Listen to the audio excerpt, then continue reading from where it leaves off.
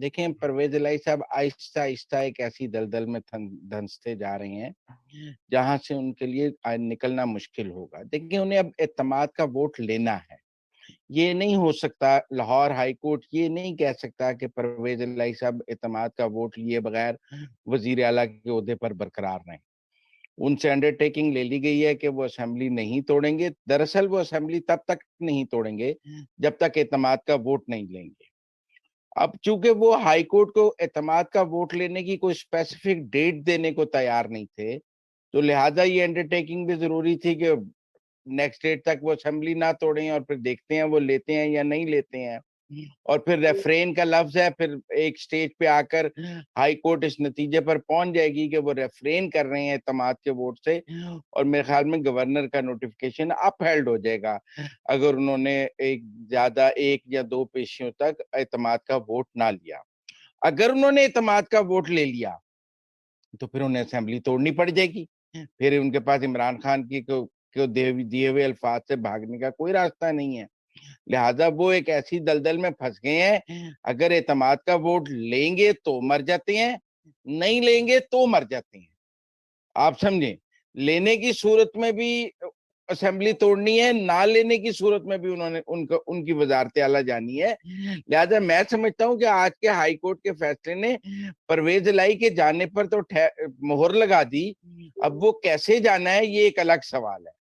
اگر وہ اعتماد کا ووٹ لینے میں ناکام ہو گئے تو وزیر اعلیٰ کا نیا انتخاب ہوگا. اس موقع پر کیا پی ڈی ایم ووٹ پورے کر سکتی ہے، یا دوبارہ پرویز الہی وزیر اعلیٰ بن جائیں گے، یا دوبارہ پی ٹی آئی کا کوئی وزیر اعلیٰ بن جائے گا. یہ بھی ہو سکتا ہے کہ اگر پی ایم ایل کیو دونوں طرف سے آؤٹ ہو جائے کہ اس کو نہ پی ڈی ایم سے کچھ مل رہا ہو نہ پی ٹی آئی سے کچھ مل رہا ہو، تو دونوں جماعتیں آپس میں الیکشن لڑ لیں. وہ تو بہت دور کی بات ہے. لیکن اب پرویز الہی کا جانا تو مجھے لگتا ہے ٹھہر گیا ہے، اور آج کے لاہور ہائی کورٹ کے فیصلے کے بعد ان کا بچنا مشکل ہے.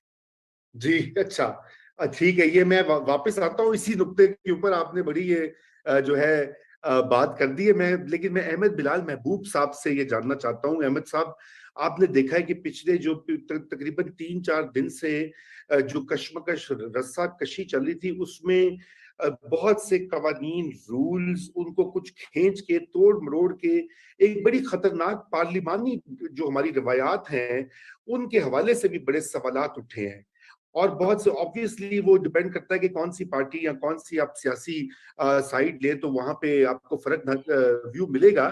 لیکن یہ کہ یہ جو کچھ کر رہے ہیں نون لیگ والے بھی اور یہ کاف لیگ والے بھی، پی ٹی آئی والے بھی، آپ کیا سمجھتے ہیں کہ یہ پارلیمانی روایات کو تتر بتر نہیں کر رہے؟ اور خصوصاً اسپیکر کا جو رول ہے اس کے اوپر بہت سارے سوالیہ نشان اس وقت کھڑے ہو چکے ہیں. میں آپ سے بھی یہ چاہوں گا کہ آپ جو میں بات کہہ رہا ہوں آپ بتائیے کہ آپ اگری کرتے ہیں نہیں کرتے. تو جو بھی ہم آپ سے سننا چاہتے ہیں کہ آپ کا ایکسپرٹ ویو کیا ہے اس کے اوپر. بہت شکریہ رضا. دیکھیں میری رائے یہ ہے کہ گورنر صاحب کو اس بات کا تو پورا اختیار تھا کہ وہ چیف منسٹر کو اعتماد کا ووٹ لینے کے لیے کہتے ہیں. لیکن ان کا جو لیٹر ہے نا جو انہوں نے لکھا، پہلا والا لیٹر 19 تاریخ کا، اس میں ایک چھوٹی سی میں سمجھتا ہوں کہ ٹیکنیکل سا جھول ہے. دیکھیے کانسٹیٹیوشن کے اندر جو آرٹیکل 130 سب سیکشن 7 میں جو الفاظ ہیں وہ یہ ہیں کہ گورنر ایسا کر سکتا ہے کہ چیف منسٹر کو ووٹ آف کانفیڈنس لینے کے لیے کہے اور اس کے لیے وہ صوبائی اسمبلی کو سمن کرے گا. صوبائی اسمبلی کو سمن کرے گا، صوبائی اسمبلی کا سیشن نہیں بلائے گا. اس میں الفاظ میرے خیال میں یہ معنی خیز بات ہے. اگر گورنر صاحب اپنے جو لیٹر تھا اس میں یہی الفاظ استعمال کرتے کہ I summon the provincial assembly on this date and at this time for the purpose of seeking vote of confidence by the chief minister, تو میرے خیال میں پھر یہ ایکسکیوز نہ رہتا یا پریٹیکسٹ نہ ہوتا اسپیکر صاحب کے پاس بھی کہ یہ تو سیشن چل رہا ہے، سیشن کے اندر سیشن کیسے ہو گیا. اگر وہ کیونکہ اسمبلی کو سمن کرنا ہے تو ایک سیشن چل رہا ہے اس میں سمن کر لیں. وہ اپنا ووٹ آف کانفیڈنس دے کے فارغ ہو جائیں. میری ذاتی رائے یہ ہے, یہ ایک چھوٹا سا ٹیکنیکل نکتہ تھا جو اگر ہو جاتا تو شاید بہتر پوزیشن میں ہوتے اس کو ڈیفینڈ کرنے کی, کیونکہ جب اسمبلی کا سیشن ہو رہا ہوتا ہے نا تو پھر اس کے لیے بہت لمبا نوٹس دینے کی بھی ضرورت نہیں ہوتی. جیسے کہا جا رہا ہے نا 10 دن کا وقت ہونا چاہیے تھا, وقت بہت تھوڑا تھا.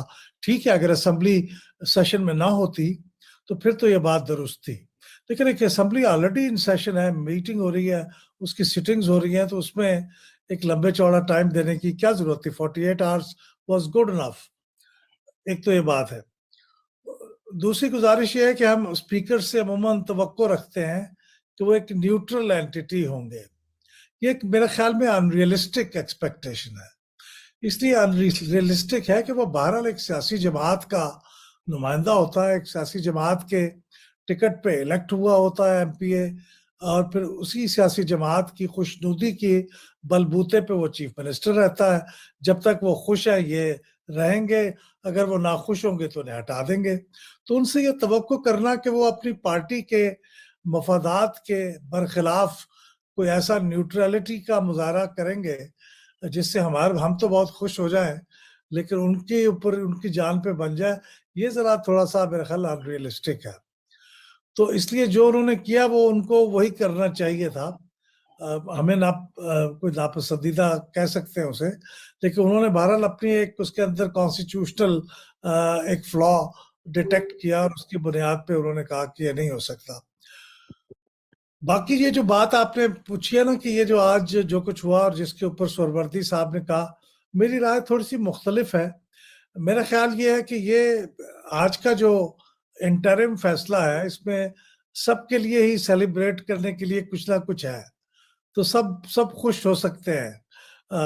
سب سے بڑی بات تو یہ ہے کہ پرویز الہی صاحب خوش ہو سکتے ہیں, وہ بحال ہو گئے ہیں, نوٹیفیکیشن سسپینڈ ہو گیا ہے, ان کی کابینہ بھی بحال ہو گئی ہے, وہ ایک بااختیار وزیر اعلیٰ ہے, اور سوائے ایک اختیار کے باقی سب اختیار استعمال کر سکتے ہیں. وہی ایک اختیار ہے, تحلیل نہیں کر سکتے, اور تحلیل وہ خود کرنا نہیں چاہتے تھے, تو وہ تو بہت خوش ہوں گے اس بات سے.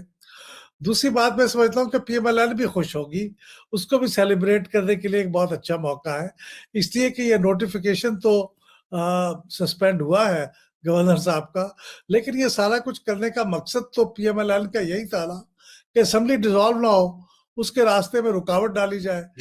رکاوٹ ڈال دی گئی ہے, وہ ابھی اسمبلی فی الحال ڈیزالو ہونے والی نہیں ہے. وہ اب 11 کو جب اگلا پروسیڈنگز ہوں گی تو اس کے بعد پھر دیکھا جائے گا. لیکن آپ یہ اعتماد کا ووٹ لینے کی حد تک تو بات ٹھیک ہے کہ وہ لینا پڑے گا. جب بھی لیں گے اس کا ٹائم ٹیبل الگ ہو سکتا ہے, اپنی مرضی سے لے لیں, 11 سے پہلے لے لیں, یا کورٹ ان کو پھر کہے کہ آپ لیں, وہ تو لینا پڑے گا, اس میں کوئی شک نہیں.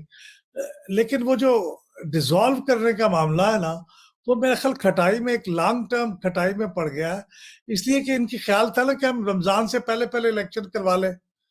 اب وہ رمضان تو درمیان میں آئے گا, پھر وہ بات اپریل سے مئی میں چلی جائے گی, اور جب مئی میں چلی جائے گی تو پھر لوگ کہیں گے یار کیا جلدی ہے, اب مئی میں کروا لیں یا ستمبر میں کروا لیں, تو کیا اس کا بہت بڑا ایک ایشو ہے.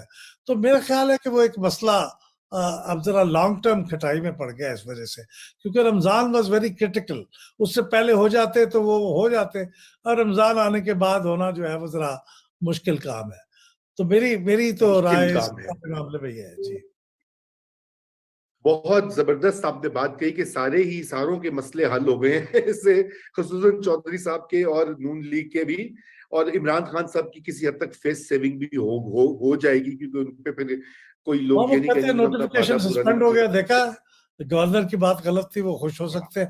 حالانکہ صرف وہی ہے کہ عمران خان صاحب کو ہی کسی حد تک نقصان ہوا ہوگا, کیونکہ ان کا جو ارادہ تھا کہ اس تاریخ کو میں نے کس حد تک وہ واقعی یہ فیل کرتے تھے, لیکن بہرحال کہتے تو یہی تھے کہ جمعے تک میں نے تحلیل کر دینی ہے, تو وہ نہیں کر سکے.